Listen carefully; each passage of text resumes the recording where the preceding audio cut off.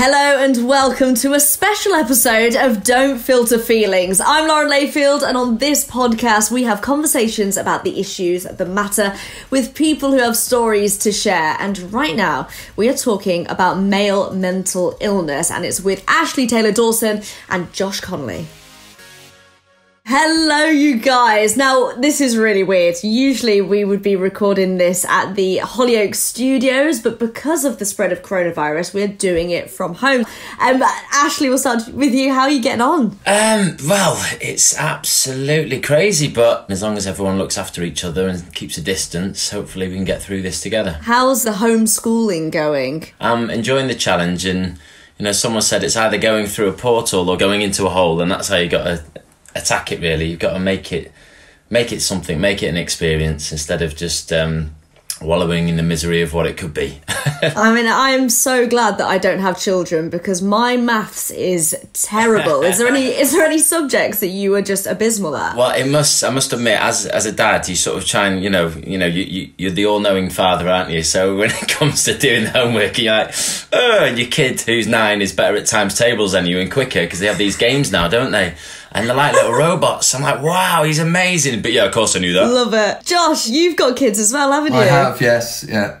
How's it going? It's all right. I'm a bit like Ashley has said, as serious as it all is, with sort of all the negative stuff that comes with this, I'm kind of really enjoying having to be creative with the kids. And I really do think it has regrounded us and helped us all to do a little bit of a reset, a bit like when you've been on the laptop too long and you think, I need to shut this down and restart it. I think everybody's getting an opportunity to do that, and I think that's a positive thing that's coming from this. Certainly I feel like it is anyway. I totally agree. I've been living sort of like 100 miles an hour for like the past 5 years, working in television and radio. It's been go, and suddenly it's like, you can just spend some time chilling out, thinking about stuff, having time to just breathe a little bit. Yeah, and we used to say that the obvious answer that everyone gives when you ask how you are is, I'm okay, when actually it had switched in life, and the answer that everyone gave when you asked how they were was busy. Everyone would say, I'm busy, right? How you doing? Oh, really busy, rushed off my feet.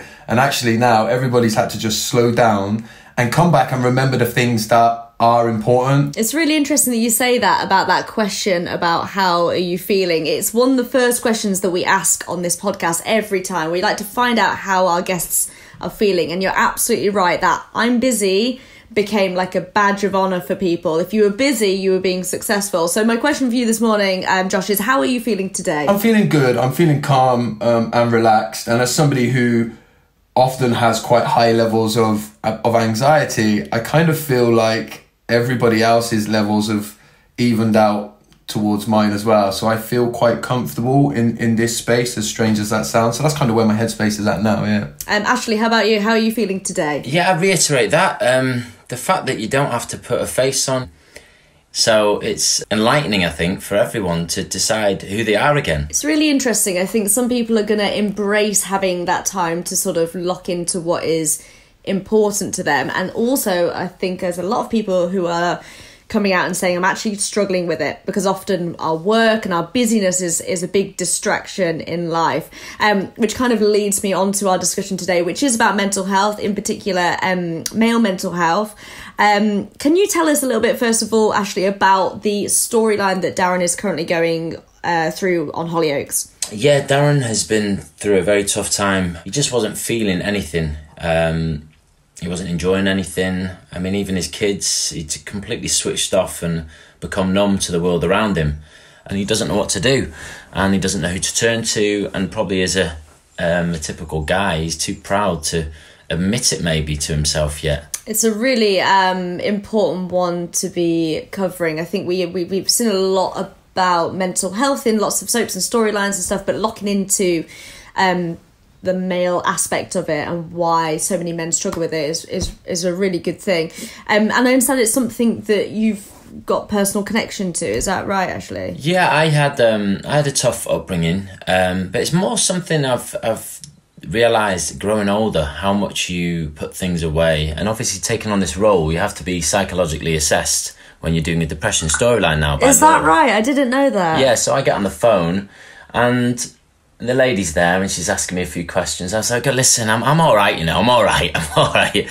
But the whole point of this storyline is to help people and to get people to communicate, whether that be talking, whether that just be opening up to someone or, communicating with themselves even. It's such an important storyline.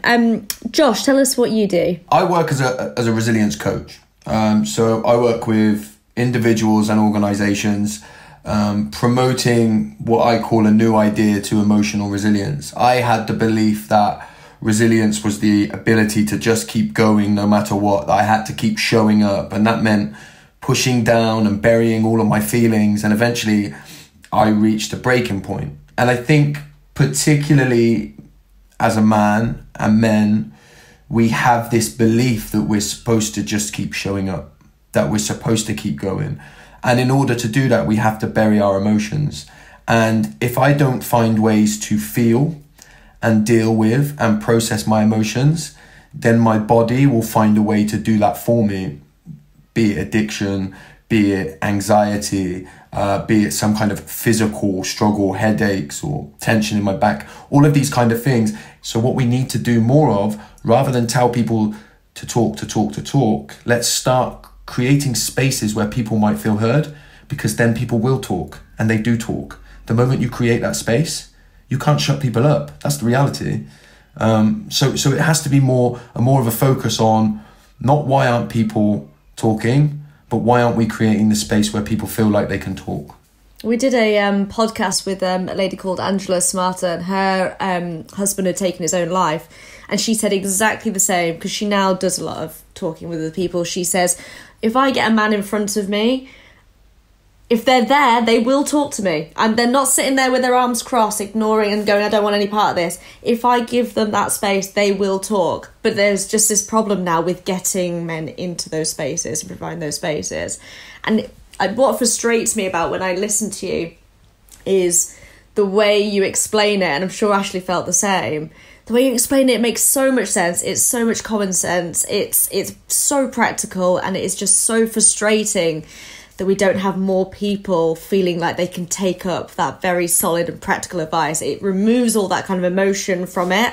It says this is how we practically overcome these issues that we're having. But there's still this massive block, isn't there, for men at the moment? Yeah, and I think that comes a lot. I think a lot of it stems back from the way that we are conditioned when we're younger. Now, I believe that when we're young, we have two innate needs. The first one is we need to be connected to our parents or our caregivers, right? If you think from an evolutionary point of view, that's how we survive, right? When we're little, we need that connection to the people that care for us. But the second thing that we need is authenticity. Now, when I say authenticity, what I'm saying is, in very simple terms, is understanding what I'm feeling, understanding what I need as a result of what I'm feeling, and then being able to communicate that within my activities and my relationships. Now, the problem with authenticity and the need for attachment is, if when we're younger, we feel like that attachment to our parents or caregivers will be threatened by our authenticity, then it's our authenticity that will lose out every time. Simply put, as a child, if I think that being myself is not going to get me the love of my parents, then I won't be myself. And then when you chuck in a slightly chaotic environment into that, and you chuck in parents that emotionally can't be available for their children for whatever reason, you start to create a person who feels like being their self is the wrong thing to do all of the time. I grew up as somebody who was extremely good at being there for other people. I lived in an environment when I was younger where I felt I needed to be there for other people. And so as a teenager, people would come to me with their problems and say, I wish I could be more like you. And I'm there thinking, if only you knew. If only you knew what I was like, you'd want to be as far away from me as you possibly could. And that's about becoming shame-based, and that's about a fear of myself. And once you get down that road of hiding who you really are, what I did is I became this very macho man's man person, because I thought all of those things made me a man. Once I became that, it became very, very difficult. I remember all the time people would ask me, how you doing, Josh, right? And I would desperately, there'd be a part of me screaming, tell him, just tell him. And I couldn't do it. Such was the shame I felt about the ways that I felt. And you know, like I think the strongest thing that I do in my life today is regularly come out. And when I say come out, I mean regularly say, hang on a minute, I know I've been acting and saying this, but right now, this is my true feeling, right? When I do that, that's when I find my strength. The massive contradiction of that is that we've created a society that tells me the moment that I reach out and do that is a weakness. And that's the problem, right? And imagine we started to find a place where counsellors and therapists were like having a personal trainer. If I said to you, I've got a personal trainer, you'd say, cool, that's a really good idea, actually. Is it any good? I might get one. If I say I've just started with a therapist, you go, well, what's wrong? Are we okay? Do I need to do, yeah? So the moment you start to share your truth, what you'll find is most people around you will start to share theirs too. I think the one difference that I experience with my female friends and my male friends is I've talked to both groups of them about mental illness, and the girls have got to a place where they're very happy to say how they are feeling. Do you know what I mean? They'll be saying, I'm really sad tonight, or whatever it is. The boys don't tend to kind of give us that level of detail. What's your kind of experience with that? Well, it is when you speak to men, is because they feel like they're not supposed to feel how they feel, right? Because we believe that we're supposed to be all right, yeah? Busy is one of the things that we use. And particularly, look, I think a lot of men have a difficulty in just being. We have a difficulty in being present, right? Just being still, right? So we don't know what we're allowed and supposed to say when we're feeling emotions, right?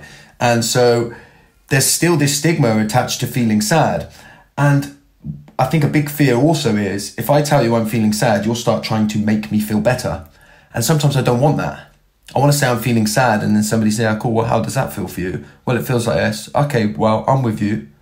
Is a lot different to, oh, don't feel sad, you're all right. Oh, come on. Because that makes me, that's a real like turn off for me. That's like that frightens me. I don't want that. I don't want that. And I still don't want that from people. What I want is people to hold space for me. I want people to step into my darkness and sit for a while. Not to fix me, not to change me, not to stand at the door in their light room taunting me and mocking me with how light it is where they are. I want them to come in, sit next to me and let me know that it's okay, right? And there's a huge difference in that. Once people do that, I'll get up and walk to the light myself because I'm supported where I'm at. I'm not being dragged. And I think that, you know, so much of the reason why men don't talk in the way that they feel they need to is because the response that we often give as men is, come on mate, you're all right. And we don't want to hear that. In terms of your experiences with, obviously you deal with now a lot of like clients and people who come to you advice sort of in a professional capacity, Josh, but in terms of like your lad mates, what's your vibe with your lad mates? Do you see the same kind of struggles? Yeah, but what I'd also see is that we mustn't demonise lad culture either, by the way. I play football. I play football regularly on a Saturday, and I don't turn up at the changing rooms and say, come on lad, let's all share our feelings. I turn up, I give the banter, and I be a lad, right? In that space where it's needed, and it helps me. It helps me to escape my seriousness and all that deep stuff for a while. So that lad side of it is needed.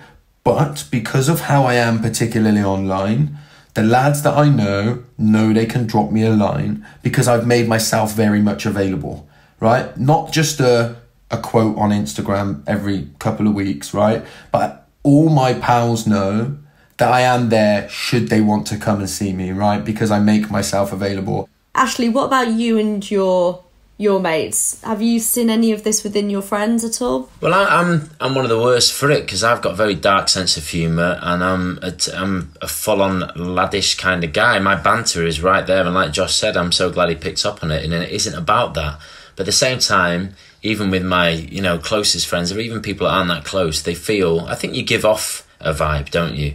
And I think again, it's about picking up on people. Give you clues. People are telling you they want help or they want to talk about something, and it's whether you choose to pick up on it. So like Josh said, it's about just trying to get them to speak and feel comfortable, and you always know if you've even helped them in any way if they come back to you and ask you again about it.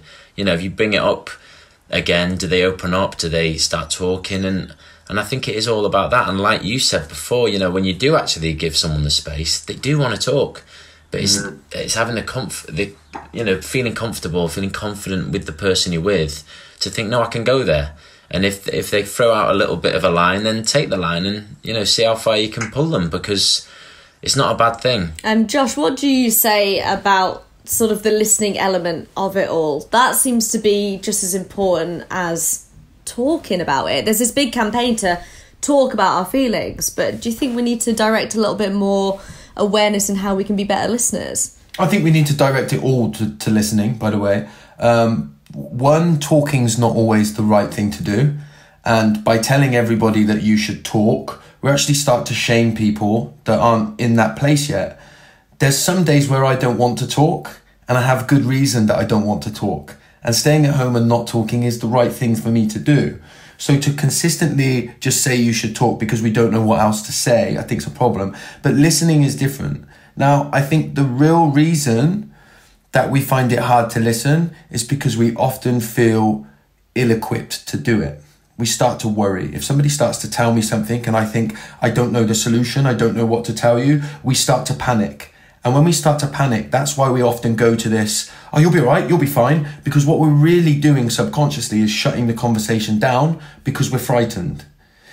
There's actually real freedom when you start to realize that there is nothing I can do to fix your situation. If you tell me you're struggling, right, there is nothing I can do to fix that for you. But I'm here, right? And actually, even when you tell me some certain stuff, I get a little bit scared too. But I'm here, yeah? If you were lost and somebody turned up, you'd want them to stay with you even if they were lost too, right? Just because they didn't know how to get you back. So we have to become better at being slightly uncomfortable with what people are telling us. And on the flip side of that, we have to not over-medicalize this conversation. We have to make sure that we don't start telling everyone, oh, if somebody's going a little bit too far one way, then you're not, equipped to deal with that. It's not true, right? We can signpost people and then we can sit with them and be there for them, right? Always start at a place of thinking it doesn't matter if I can't fix you. Because actually that's true all the time. I can't fix you. But I can be here while you try to do what's needed in order to fix yourself, right? And there's a big difference in that. And that's where and how we can really start to become better listeners. When we do that, when we become better listeners, the talkers will come. And I do think from a male perspective, there's a cycle to be broken here as well, right? You go back through the generation after generation. Fathers have taught their sons that, you're the tough guy, you need to be the man, you need to do this. And we've consistently always been taught that, and that, it's funny how we'd always say as men, I don't want to fuss, right? Because we're not used to that. What we're used to is when we show emotion when we're children, is people trying to suppress it.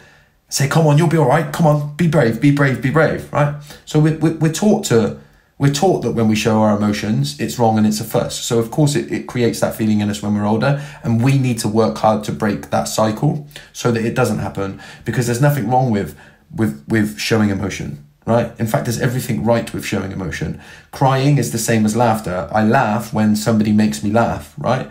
It's an uncontrollable thing that happens as a result of an overflow of emotion. Crying is exactly the same. There's nothing wrong with it. What's wrong is that we feel shame when we do it. And it's that shame that we need to sort out. Once we do that by conversations like this, by the way, that allow people to normalize it and understand that we're all human beings and we live on a scale of emotions and we're allowed to feel a range of them. And good mental health, good prosperous mental health is the ability to feel a range of emotions without feeling any shame for them. How do you think things are going to play out over the next few years? Obviously, we are now seeing more topics being covered in soaps and in podcasts and on our televisions and in advert breaks about men's mental health. Do we think it's going to get better? I think it will get better. I sometimes worry that we'll polarize it too far one way. This is why I've talked very much about, Ashley talked about a dark sense of humour, right? A dark sense of humour is very much needed in certain situations. Anybody that's been through real struggle or experienced real struggle in their life will know the importance of that dark humour as a way of completely dispersing all those feelings and dealing with them, right? We don't want to demonize lad culture. We don't want to demonize any of the things that men are doing that don't hurt anybody, right? We need to make sure that we can just validate both ends of this. If you're feeling sad and you want to struggle and you need to struggle and you need people around you, that's great. If you're not in that space and you're going out on the weekends and you're having loads of fun, that's great too, right? We need to make space for all of them. And there's a good analogy that I always use in terms of boxing, right? Whenever a boxer wins a fight, right, it normally comes after having to, somewhere within that fight, they've had to take a couple of rounds off. Right? Now, we might see the big knockout as the moment that they win the fight, but actually it was probably the round before where they got shook and they ran away for a round until their legs came back that won them the fight, right? It wasn't that they were being weak then, it's that they were being smart. They were like, in this moment, I'm not able to be what I need to be, so I'm going to take a round off and then I'm going to come back even stronger the next round. And when we can start to look at it in more that way, as I'm just recuperating, yeah? I'm just fixing myself to come back even stronger, then we start to realize that actually the real moment of strength is recognizing when I'm struggling, doing what I need as a result, and then growing through that. And that's how we need to reframe stuff, really, I think, to make it more understandable for men. We also spoke earlier about the fact that in the current situation that we're in, the coronavirus situation, that can be triggering for people. Would you have any advice for anybody who is struggling a little bit at the moment, Josh? To be honest with you, what I would do in times like this is I would stay away from advice and I would say do whatever you need to do and feel whatever you need to feel to get through it. There's going to be lots of advice of the really good ways to do things. Can you do this? Can you do that? And all of those are great and needed because, look, I'm going for a run every morning. I'm making use of the fresh air when I can. I'm doing all of those things. And then on some days, I'm doing none of them. So failure's coming and stress is coming and that's all fine too. But make sure that you can do what you can. Yeah, I'm somebody who has to get up and work out every morning. If I don't, I'm scratching for air emotionally by midday. So I have to do that every morning. But do whatever you can in order to get through and understand that everybody will do it differently. And how about you, Ashley? What kind of measures will you be taking over the next few weeks to kind of protect your mental health? Because it's something we're all having to think about, isn't it? Yeah, I think everyone, no matter how strong you think you are, we're all going through it. This isn't the norm, and going through a new experience, whether it be good or bad, tests you. And like Josh said there, it's about you. What do you want? What do you get out of life? If you're feeling lonely or you're feeling you do want something, there is little or as much as you want right now because everyone is doing things, and you go online.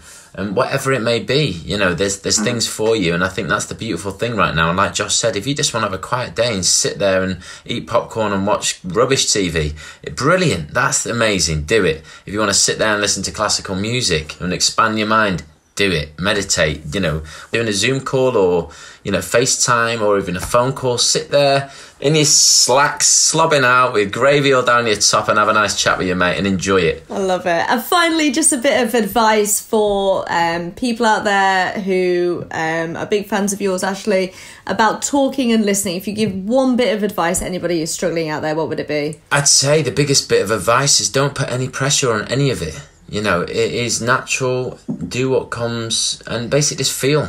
It's all about love, and it sounds cheesy, but it's just about love. If you've got it, you've got friends, you've got a family, what would you do for them? So just be human. Josh, how about you? Any kind of final words? Yeah, no, I love what Ashley said there about just feel, and then he said it's all about like love and compassion for yourself. Yeah, these are testing times. We're going to go through a range of emotions that may be a little bit alien to us, and we may be in them for a little bit longer than we're used to, and that's normal. Yeah, it's completely normal to feel how you feel, and allow yourself to go through it and have compassion for when you mess up and do things. Yeah, if you're living at home with family and you're all under each other's feet, there's going to be little squabbles. You're going to fall out. You're going to see parts of your family that maybe you're not used to, right? And you're allowed to feel whatever you feel. You're allowed to make mistakes, and as long as you allow yourself to do that with compassion, we will all grow and become stronger as a result of what we're experiencing. Well, Ashley and Josh, thank you so much for joining us and not filtering your feelings. I legit am going to send this podcast to like all of my male mates, being like, listen to this, because it's been absolutely awesome. Thank you so much for coming on. If you want more Don't Filter Feelings, then you can search the hashtag or check out Hollyoaks on your social feeds. And if you've been affected by anything you've heard on this podcast or seen on Hollyoaks, there's help and support over at channel4.com/support. We really hope you've enjoyed this podcast. Please leave us a rating and review the episode wherever it is that you listen.